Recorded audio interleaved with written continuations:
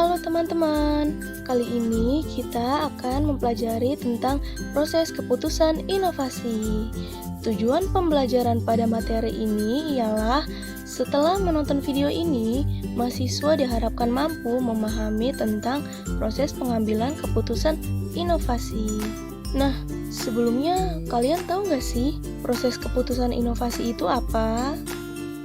Menurut Everett M. Rogers, proses keputusan inovasi ialah proses yang dijalani seseorang atau unit pengambil keputusan, mulai dari pengenalan terhadap suatu inovasi, membentuk sikap, meneruskan untuk menggunakan atau menolak, melaksanakan penggunaan ide baru itu, dan mengukuhkan keputusan itu. Proses tersebut bukan merupakan tindakan spontan, tetapi meliputi serangkaian tindakan dan pilihan, di mana individu atau organisasi mengevaluasi ide baru dan memutuskan untuk menerima atau menolak ide tersebut dalam prakteknya. Lalu, apa aja sih tahapan dalam proses pengambilan keputusan inovasi? Yang pertama, ada tahap pengetahuan.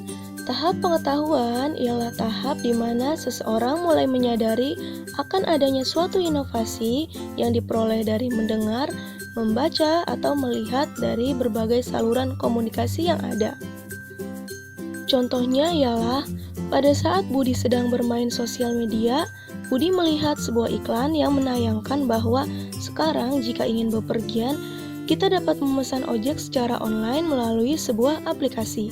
Budi pun mulai sadar akan adanya inovasi ojek online. Yang kedua, ada tahap persuasi. Pada tahap persuasi dari proses keputusan inovasi, seseorang membentuk sikap menyenangi atau tidak menyenangi terhadap inovasi. Jika pada tahap pengetahuan, proses kegiatan mental yang utama adalah bidang kognitif, maka pada tahap persuasi yang berperan utama bidang afektif atau perasaan.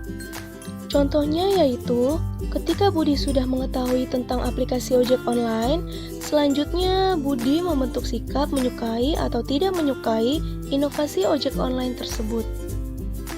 Yang ketiga, ada tahap keputusan.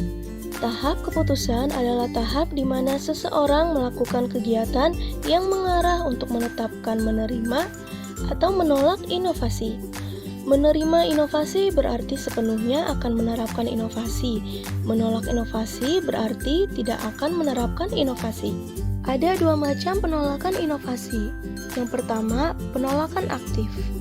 Penolakan aktif ialah penolakan yang dilakukan seseorang setelah ia mempertimbangkan untuk mengadopsinya, atau bahkan mungkin sudah pernah mencoba, tetapi kemudian akhirnya memutuskan untuk tidak mengadopsinya. Yang kedua, penolakan pasif. Penolakan pasif ialah orang yang tidak pernah bersungguh-sungguh mempertimbangkan penggunaan inovasi. Yang keempat, ada tahap implementasi. Tahap implementasi terjadi apabila seseorang menerapkan inovasi. Sebelum tahap ini, proses keputusan inovasi lebih banyak berupa tindakan mental.